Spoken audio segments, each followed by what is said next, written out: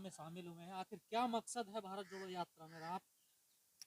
आज के तारीख में भारतीय गणराज्य इंडियन रिपब्लिक और हिंदू राष्ट्र में एक संघर्ष चल रहा है और हिंदू राष्ट्र भारतीय गणराज्य को निगलने की कोशिश कर रहा है और भारतीय गणराज्य की के शिल्पकार बाबा साहब अंबेडकर थे।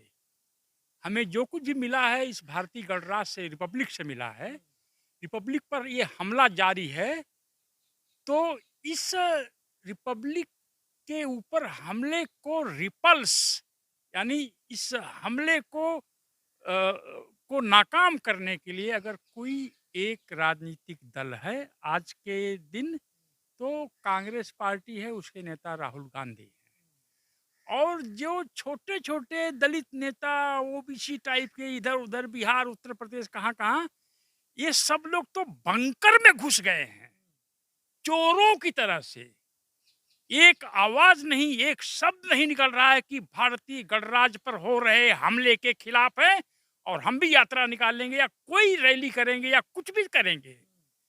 तो हमारे पास रास्ता क्या बचता है? हमें तो वजीफा मिला है, इंडियन रिपब्लिक से मिला है। हमें तो जेएनयू में एडमिशन मिला है, आरक्षण से रिपब्लिक के कारण मिला है। तो हमारे पूरे परिवार में लोग अफसर वगैरह हैं, तो सब रिपब्लिक के माध्यम से मिला है। इस रिपब्लिक पर हमला हो और हम जैसे लोग इस उम्र में शांत घर बैठे रहें, तो इससे बड़ा अपराध कुछ तो नहीं आप होगा। चाहते हैं दलित कांग्रेस को सपोर्ट करें? अरे आज के तिथि में बीजेपी के खिलाफ कौन लड़ रहा है? कांग्रेस लड़ रही है ना, तो कांग्रेस के साथ आना चाहिए ना। जो ये अभी एक उत्तर प्रदेश में अहिर लीडर हैं, मुख्यमंत्री भी थे, उन्होंने परसों कहा कि कांग्रेस और बीजेपी एक ही है।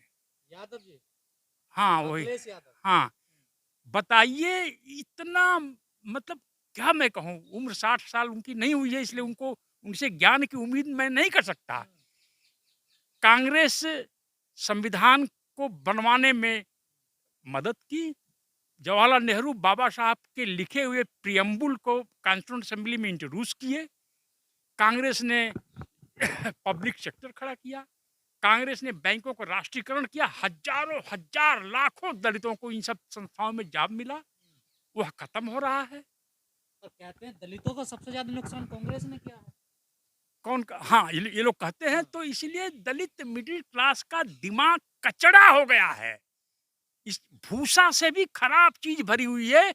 मैं ऐसे लोगों को जानता हूं कि जो पीओ बने, बैंक में मैनेजर बने, क्योंकि इंदिरा गांधी ने बैंकों का राष्ट्रीयकरण किया, वो भी कहते हैं कि हमारे साथ अन्याय किया गया है। हाँ। तो हाँ, मान्यवर साहब गलत थे क्या जो कहते थे साफ नाथ और नागनाथ?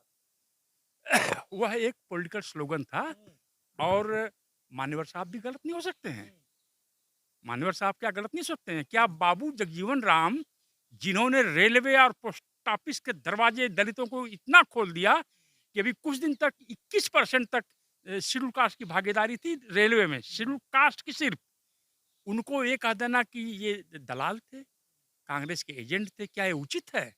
तो कभी कांशीराम ने अपनी नौजवानी में कहा होगा, लेकिन जो उनकी पीढ़ियां हैं, उनके बाद के लोगों को इसकी एनालिसिस करनी चाहिए कि रेलवे और पोस्ट ऑफिस ही दो ऐसे डिपार्टमेंट क्यों हैं जिसमें दलित अपनी पॉपुलेशन से अधिक रिप्रेजेंटेड है। क्योंकि बाबू जगजीवन राम ने जहां भी देखा दलित जो भी उनके पास पहुंचा उसको इन विभागों में डालते रहे। और जिन घरों में पिछले 10 जनरेशन तक तोंद निकलने का इतिहास नहीं है, जब रेलवे में बाबूजी की वजह से या पोस्ट ऑफिस में वो जनरेशन गई, तो उन्हीं के बच्चे डॉक्टर बने, इंजीनियर बने, आईएएस बने, कलेक्टर। हाँ, जब तोंद निकल गई तो बोले बाबूजी तो गद्दार था कांग्रेस का।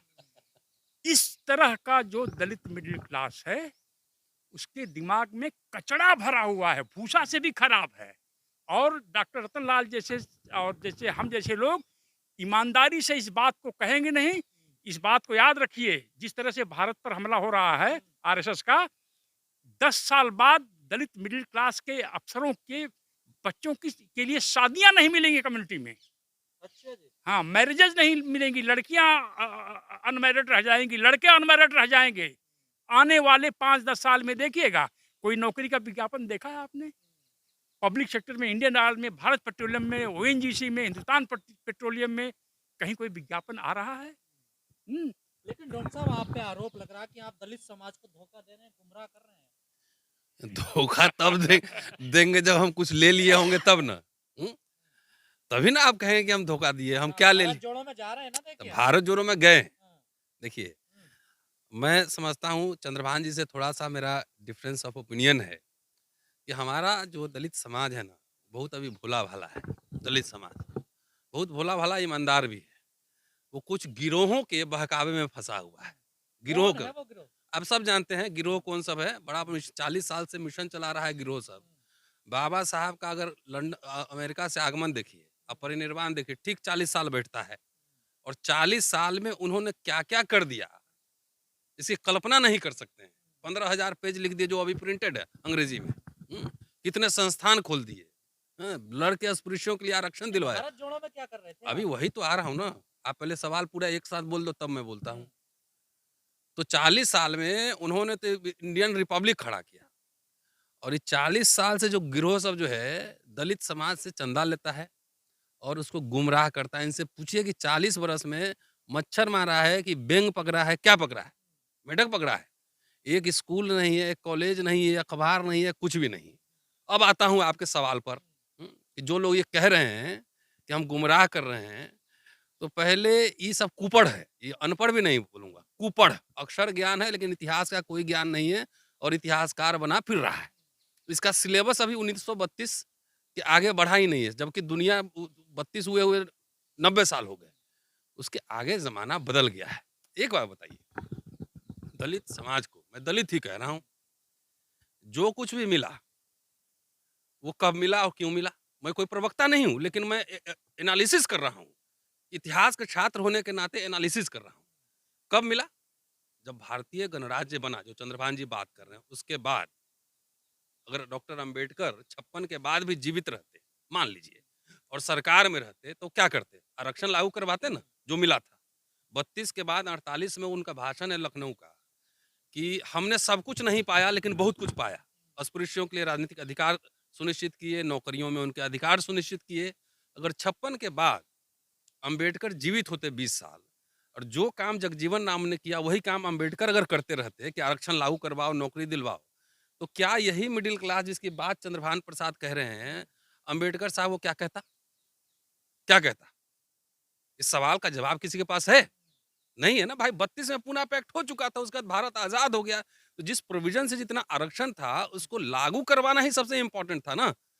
तो वो ये समाज तो ऐसा है ना, ये तो बाबा साहब पे भी उल्टा पुल्टा बोल सकता था। ये कुपड़ है, इसको कोई न बाबा साहब का एक पन्ना पढ़ा है, न गांधी पढ़ा होगा, न जवाहरलाल नेहरू पढ़ा हो, कुछ नहीं पढ़ा है, खाली भाषण देता है। आप एक बात बताओ, जो आजादी के इतने वर्ष हो गए, 90 के पहले, 90 में प्राइवेटाइजेशन शुरू होता है, उसके पहले जितने स्पेशल रिक्रूटमेंट ड्राइव, तो SC ST का निकल रहा है एकदम, नौकरी बहाल करो और जाओ, इतने सारे नौकरी मिले। राहुल गांधी का 89 में जो स्पेशल ड्राइव आया था, हाँ, राजीव गांधी का। हाँ, राजीव गांधी का, एक-एक दलित को 3-3 नौकरियां मिल गईं। कहाँ जाऊं मैं, कहाँ नहीं ऑप्शन। जाऊं। तो कुछ कुछ जो ये हुक्का भाई साहब लोग हैं, हुक्काराम के चुक्काराम। अब वो चिलम वाले, यह भी कांग्रेस की एक साजिश थी कि दलितों को लाखों नौकरियां राजीव गांधी ने दिया।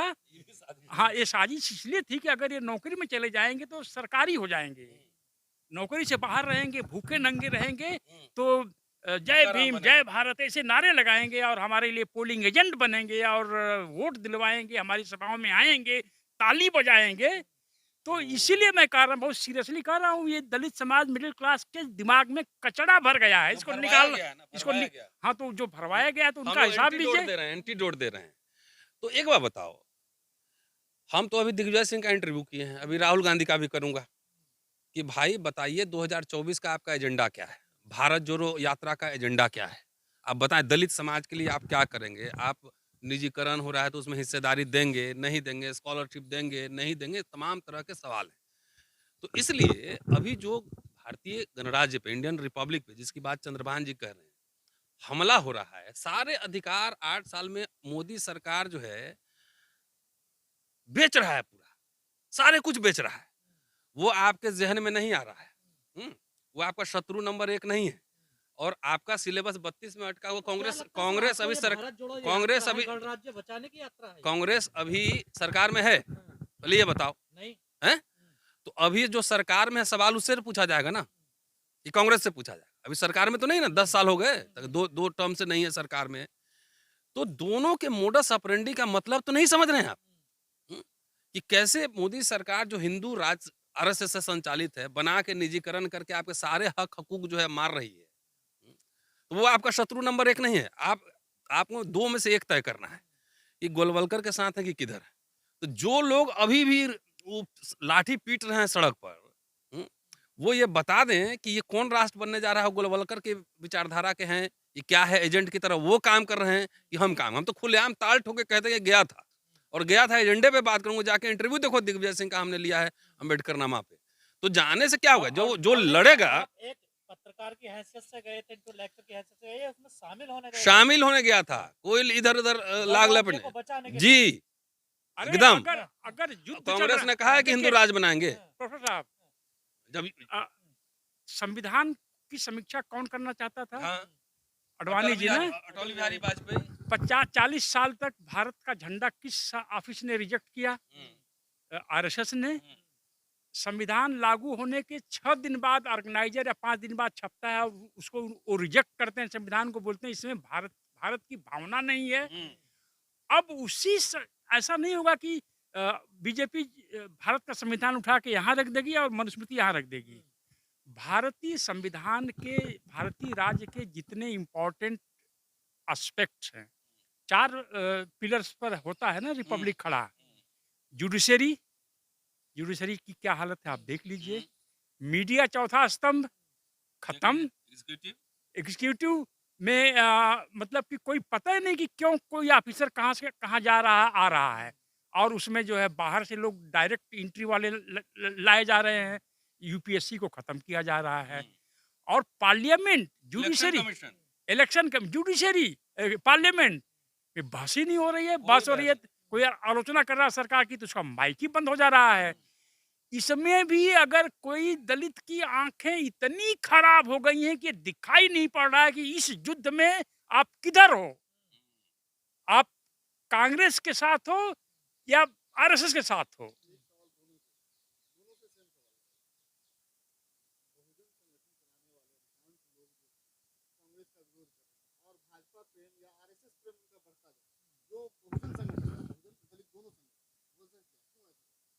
भाई बहुजन का तो ये बताएंगे। इसका जवाब जो है ना, इसका जवाब जो है पहले दिया जा चुका है। ये कुछ जो है गिरोहों ने, इतिहास का ज्ञान नहीं लेकिन इतिहासकार बन के घूम रहे हैं। गिरोहों ने बोल बोल के कचरा उनके दिमाग में भर दिया है।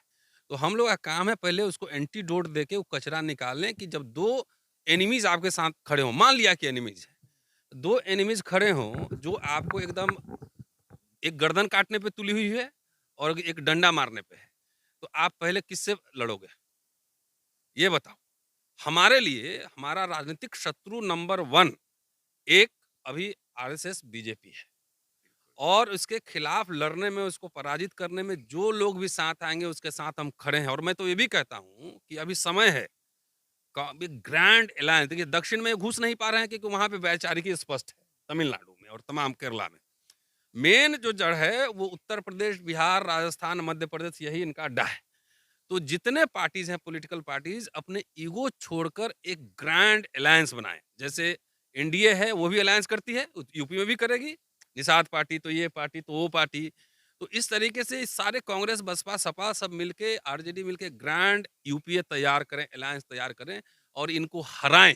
ये संदेश हम देना चाहते हैं। और जिन दलित को अभी भी बीजेपी शत्रु नंबर 1 नहीं लग रही है और कांग्रेस शत्रु नंबर 1 लग रही है, तो उनसे पूछिए कि जब निजीकरण हो रहा है पार्लियामेंट में, जब सब कुछ बेचा जा रहा है, तो तुम्हारे बच्चे अब नौकरी कहाँ मिलेंगे? सिक्योरिटी गार्ड की नौकरी भी नहीं सर मिलेगी। तो उस आपने समय बोलते क्यों नहीं है? आपने बिहार यूपी की बात करी। हुँ। अगर आपके पास एक ऑप्शन आए, कांग्रेस या आरजेडी या सपा या बसपा, तीनों एक साथ या कांग्रेस, तो कौन सी को चुनेंगे आप? नहीं ऐसा है, आरजेडी बसपा सपा को जो या फिर कांग्रेस को? जो बीजेपी को जहां हराएगा हमारा समर्थन उसको है।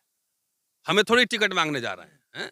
जो हमारा, मैंने क्या कहा कि क्यों नहीं शत्रु टिकट मांगना चाहिए नहीं आपको? नहीं, हम अभी थोड़ी किसी से कि हम उसको नहीं, नहीं नहीं देखिए, नहीं आपसे मैं सहमत हूँ। नहीं नहीं, आप ठहरिए, मैं दूसरी बात कह रहा नहीं, हूँ। एक मिनट।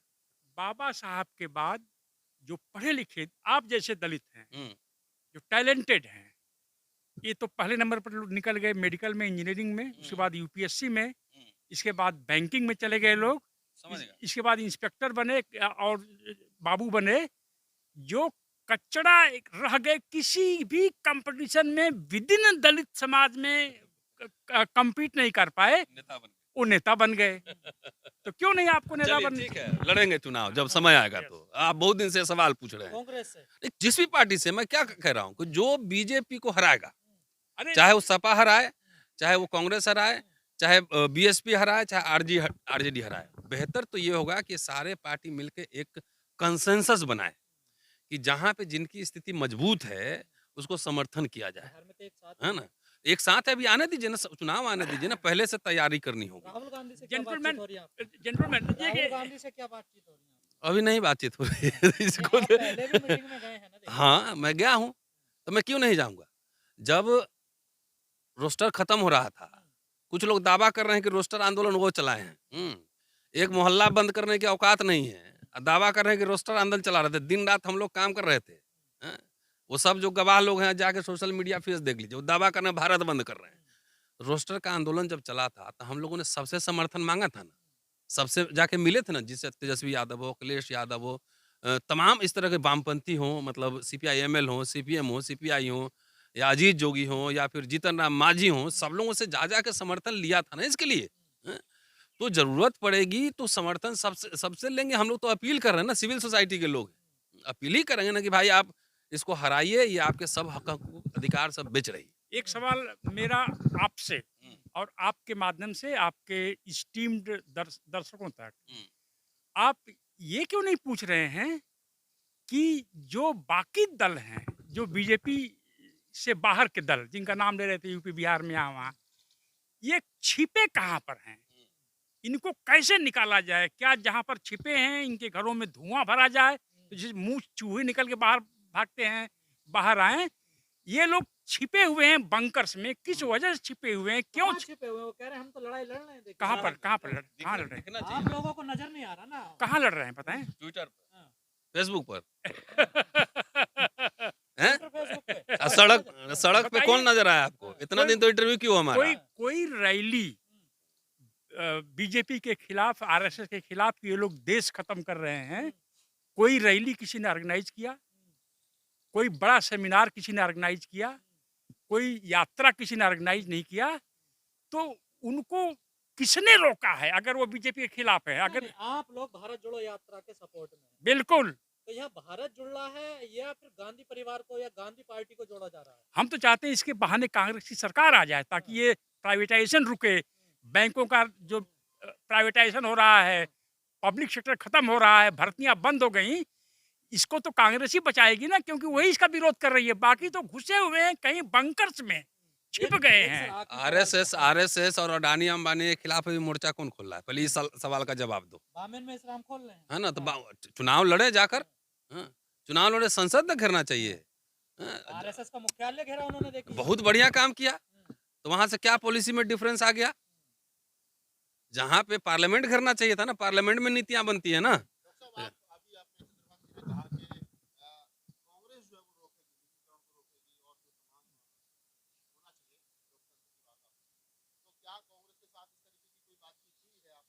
देखिए हम कोई आपने सरकार का कोई एजेंडा उनको दिया है कि भाई आप अगर ये हमारे 5 मांगे 6 मांगे हैं, अगर कांग्रेस की 2024 में सरकार आएगी तो आपको माननी पड़ेगी और इस शर्त पे हम आपको समर्थन देंगे? तो क्या इस प्रकार का कोई आपने उनको लिखित रूप में या कोई बातचीत आपकी उनसे हुई है? जी हाँ, अम्बेडकर नामा में दिग्विजय सिंह का इंटरव्यू रिकॉर्ड है, जारी हो चुका है। दिग्विजय सिंह साहब से हम लोगों ने कहा कि 20 साल पहले सरकारी खरीदों में 30% दलित आदिवासियों का मध्य प्रदेश में ये हिस्सेदारी दी जाए। आपने मान लिया 100, 150, 200 करोड़ रुपए की अच्छा, खरीद। दिग्विजय की माने का कौन ना? नहीं, सुनिए तो, को की खरीदारी हो अपने नेता से जाके पूछो ना पहले, वहाँ क्यों नहीं पूछते हो ये वो सवाल? खरीद जिसको मानते हो वो नेता। खरीदारी हो गई।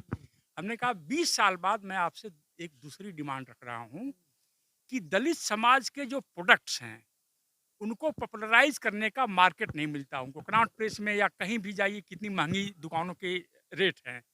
तो क्या सरकार अपने खर्चे पर जो मॉल्स खुले हैं उसमें दलित प्रोडक्ट्स के लिए हाल खरीदेगी और दलित प्रोडक्ट्स वहाँ वहाँ दिखाए जाएंगे और बेचे जाएंगे? ये मेरी आपसे एक मांग है। दलितों को मैन्युफैक्चरिंग में बहुत उस्तादी है। आगरा के दलितों के 5-6 परिवारों को जूते यूरोप में बिकते हैं, यानी वर्ल्ड क्लास हैं। लेकिन कोई नाम सुना है, कोई ब्रांड सुना है? क्योंकि एक ब्रांड को पॉपुलराइज करने के लिए 50 जगह शोरूम होने चाहिए। तो दलित समाज के पास वो पैसा नहीं है, तो सरकार कर सकती है ना। तो दिग्विजय सिंह का मैं एकदम मानता हूँ और मैं इस बात को अपनी पार्टी में लेके जाऊंगा। तो अब जितनी उनकी बात सुनी जाए। ऐसा है, हम कोई पार्टी चला रहे हैं, हमारे पास कोई ये मास पार्टी चला रहे हैं। अरे हम लोग civil society as a activist, हम लोग नेता से मिलते हैं तो अपनी बात रखते हैं कि मान लिया कि निजीकरण जारी है, पूंजीवाद आ गया है, तो उसमें दलितों की हिस्सेदारी क्या होगी, एससी एसटी की हिस्सेदारी क्या होगी, ये तो बताइए। आप उसमें ठेका में आरक्षण देंगे, जो खरीदेंगे उसमें आरक्षण देंगे, सरकारी खरीदारी होगी उसमें आरक्षण देंगे कि नहीं देंगे? ये घर में बैठे रह जाइएगा तो सब तो बिक जाएगा, मिलेगा कुछ नहीं, झुनझुना मिलेगा। तो आपको झुनझुना ना मिले, दाल रोटी चलाने के लिए कुछ भागीदारी मिले, इसके लिए बात करनी होती है। ये बेसिकली निजीकरण रुके या न रुके, ये तो जो पॉलिटिकल पार्टी चला रहे हैं वो उनके खिलाफ क्यों नहीं बोला? हम तो बोल ही रहे हैं कि रुकना चाहिए उसको। लेकिन जब नहीं रुक रही है, जिस दिन हम राजनीतिक पार्टी बना लेंगे ना, मेरे कहने पर संसद घेर लोगे, तो उस दिन निजीकरण रुकवा देंगे, अडानी अंबानी दोनों को नेशनलाइज कर देंगे। ये तो पॉलिटिकल पार्टीज को ना सोचना चाहिए। हम लोग एज ए इंडिविजुअल एक्टिविस्ट जितना हो सकता है उतना जाके कि कैसे इस समाज के अधिकार सुरक्षित हों, इसके लिए बात करते हैं। ये नहीं दिख रहा है इतने दिन से। लेकिन कांग्रेस पे सवाल खड़ा होगा कि प्रतिनिधित्व नहीं अरे देती अभी है कांग्रेस को, अब अभी कांग्रेस तुम्हारा दुश्मन है कि बीजेपी दुश्मन है? पहले दो में से एक तय तो कर लो। बीजेपी पैसा देता है क्या तुम लोग को? नहीं, बीजेपी ये सवाल अभी सवाल नहीं नहीं कांग्रेस सपोर्टर से हो रहा है ना। नहीं नहीं, सवाल तो बीजेपी से हम सवाल कर रहे हैं ना। एक मिनट, सर आपसे मल्लिकार्जुन नहीं, नहीं, खड़गे जो अध्यक्ष बने हैं वो एक एक्सीडेंट था या पूरी प्लानिंग थी? अब एक्सीडेंट था या प्लानिंग थी? एक्सीडेंट था तो it is a good accident. If it is a planning then it is a very very intelligent planning. दूसरी बात, मैं ये चाहता हूँ आपके चैनल के माध्यम से लोगों तक जाए। मैं और डॉक्टर रतनलाल किसी से वोट तो लिए नहीं हैं, किसी से चंदा लिए तो लिए नहीं हैं। हम अपने आप में एक सेल्फ मेड थिंकर और राइटर हैं। एज ए सिटीजन हमारा अधिकार ये बनता है कि नहीं कि हम जज करें कि भारत गणराज्य पर, भारत संविधान पर खतरा कांग्रेस से आ रहा है या बीजेपी से आ रहा है? या अधिकार बनता ना हमारा? अगर हमने वोट लिया होता करोड़ों रुपए या नोट लिया होता अरबों रुपए, तो आप कह सकते हैं कि भाई आपने समाज से लिया है इसलिए आप जवाब दीजिए। हमने तो नहीं कुछ लिया है, कुछ दोस्त हैं कभी कोई मदद कर दिया अलग बात है। तो अगर इस समय भी खड़गे को बना दिया, अरे विज्ञान एक अछूत जिसके घर में बचपन में जिसके हाथ से लोग पानी नहीं पीते थे, अगर कांग्रेस पार्टी या किसी पार्टी का अध्यक्ष बनता है तो कुछ छोटी बात है। तीसरी बार बना है अध्यक्ष एक दलित कांग्रेस पार्टी में। फिर आप बोल देंगे वो तो एजेंट है, वो तो दलाल है। अरे जब आपने बाबू जगजीवन को नहीं छोड़ा और बाबा साहब अगर दोबारा मंत्री बने रहते कांग्रेस में, कांग्रेस तो यह इतना घटिया दलित मिडिल क्लास है कि बाबा साहब पर भी प्रश्न उठाता है। कांग्रेस नेता तो अपना नेता मानने के लिए तैयार नहीं ना खड़गे जी को, तो अभी भी कह रहे हैं कि हमारे नेता तो गांधी परिवार है। नहीं, सलमान खुर्शीद का बयान आया, देखिए नहीं वो बयान से क्या होता है? प्रेसिडेंट कौन है? कांग्रेस पार्टी का वैल्यू भी होना सर, उसकी बात वैल्यू क्यों नहीं है? क्यों नहीं वैल्यू है? अरे बाकी लोग अपनी पार्टियों में दलित को अध्यक्ष बना दें और उसको पानी ही पिलाने वाला काम करें। अखिलेश यादव अपने पार्टी का अध्यक्ष एक दलित को बना दें और बोले तुम्हारा काम सिर्फ पानी पिलाना है। बना के देखें तो लालू जी की पार्टी एक दलित को अध्यक्ष बना दे और बोले तुम पानी पिलाओ हमारे गेट पर रखे। बना के देखो तो। कब ज्वाइन कर रहे हो कांग्रेस पार्टी? लगता है तुम्हारे पास आईवी का रिपोर्ट आता है नहीं? यहाँ कह रहे हैं कि इंडियन रिपब्लिक को खतरा है। अच्छा, तुम्हें लग रहा है आपने ये जो पूछा है कि अरे आप एक अरे रुकिए ना, अरे क्या है भाई, ये कहाँ से कौन सा है? हाँ। हाँ नहीं, यह आपने कम्प्लीमेंट किया है या या मजा कुछ भी लेने का समझ कमेंट है। जो आज आरएसएस के खिलाफ इतनी तेजी से चल रहा है, कदम से कदम बढ़ा करके, उसके साथ चलने में सौभाग्य है, क्योंकि यह एक युद्ध है। क्योंकि समाज सर कंफ्यूज है ना, कभी शाहनवाज के साथ भी बैठते हैं ना सर, नहीं, लोग कंफ्यूज मैंने है ना कि समाज यही ने कहा कि हमें कचड़ा कोई भर दिया है confusion नहीं दिमाग है। में। सार्वजनिक जीवन में, शादी ब्याह में आप जाते हैं, मिलते नहीं है। नहीं, बहन जी ने अभी शुभकामना दिया राहुल गांधी को भारत जोड़ो यात्रा का, तब बहन जी कांग्रेस में शामिल हो गई।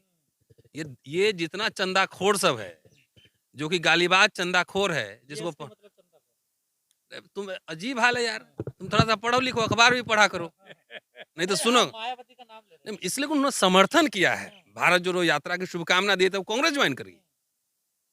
जितना ही चंदाखोर सब है, मिशनरी जो अपने आप को कहता है, मिशन नहीं, वो कमीशन पे मिशन चलाता है, उसको तो समझ में कुछ आता नहीं है, किताब तो पढ़ा होगा नहीं। तो और आपने अब मिशन चला शाहनवाज, दिया। मैं तो एक काम करता हूँ, मुझे टाइम देगा अभी नरेंद्र मोदी, तो वहां भी जाके अपना मेमोरेंडम पकड़ा आऊंगा।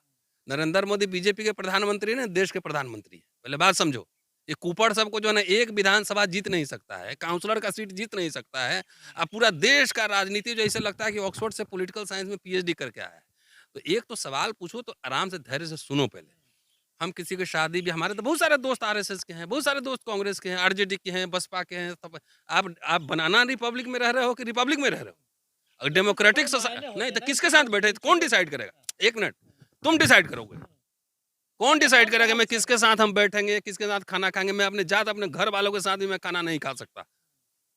ये भी है ना, मेरी चॉइस है ना। शादी ब्याह में जाएंगे, किसी के मरनी हरनी में जाएंगे, तो आप चॉइस करके जाएंगे कि किसके मरनी हरनी में शादी में जाएंगे, नहीं जाएंगे। वो जो कार्ड बांटेगा, जिसकी शादी है, वो आपसे पूछ के कार्ड देगा कि आप हुजूर आप कौन है, हु आर यू। तो ये लागू सब पे होगा या आप ही पे होगा? सब पे लागू होगा ना भाई, सब जाए शादी। हम कहाँ किसी को, कभी आपने मुझे किसी आक्षेप करते हो, कटाक्ष करते देखा है कि आप वहाँ क्यों चले गए? वहाँ सार्वजनिक जीवन में रहते हैं। अब हिंदू कॉलेज में पढ़ाते हैं, तो ये किसी दलित की औकात है कॉलेज खोलने क्योंकि की? आपने वो फोटो डालते हुए टैग एकदम। किया था। यह मत समझ लेना। हाँ, यह मत समझ लेना और कि तुमको हमने- फोटो देखने भी नहीं आता है हमारे ये कुपड़ सबको। फोटो देखिए किस समारोह की है, पीछे लोग खड़े हैं, और तुम्हारे जवाब देने के लिए मैं अकाउंटेबल है। ठीक है, तुमसे बीजेपी चंदा में लिया नहीं है, जा रहे, हैं? आरजेडी नहीं में नहीं, नहीं, कांग्रेस में बीजेपी के, जा रहे अरे मैं जाता वहां तो मुकदमे झेलते रहता। जो देश के संविधान के खिलाफ बोलता है, वो तो आराम से घूम रहा है, हम मुकदमा झेल रहे हैं।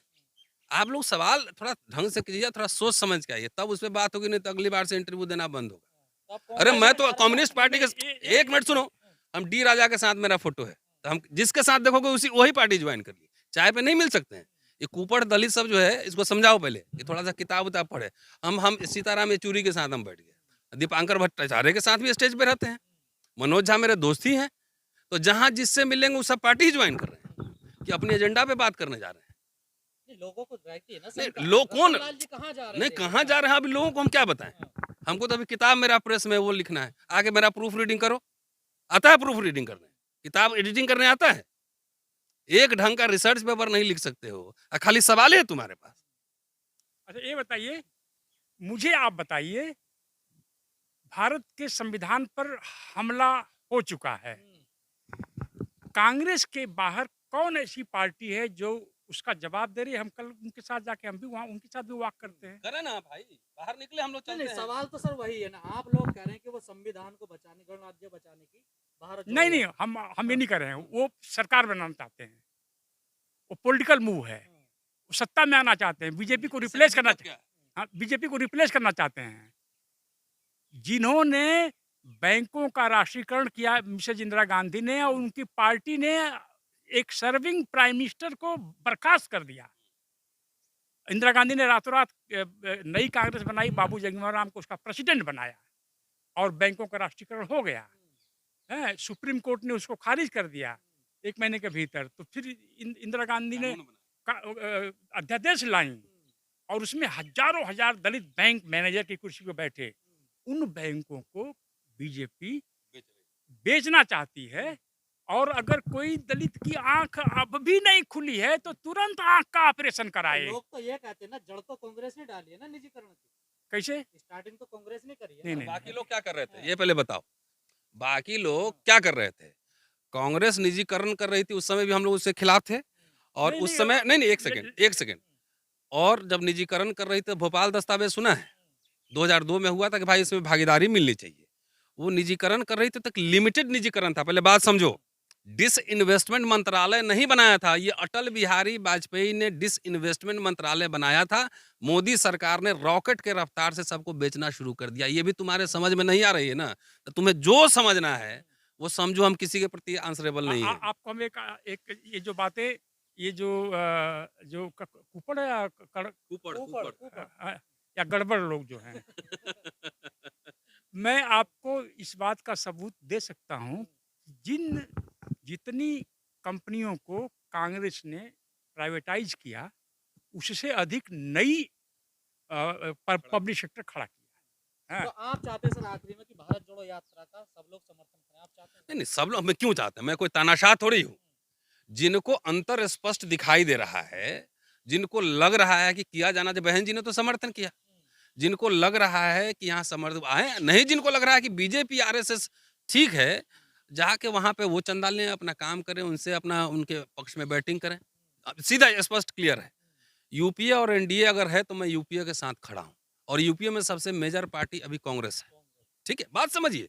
अगर राजनीतिक शत्रु आपको पहचाना नहीं आता है ना, तो जाके ढोल बजाइए और जाके जो है कूपर लोग के साथ जो है बैठ के आराम कीजिए। शुक्रिया, थैंक यू।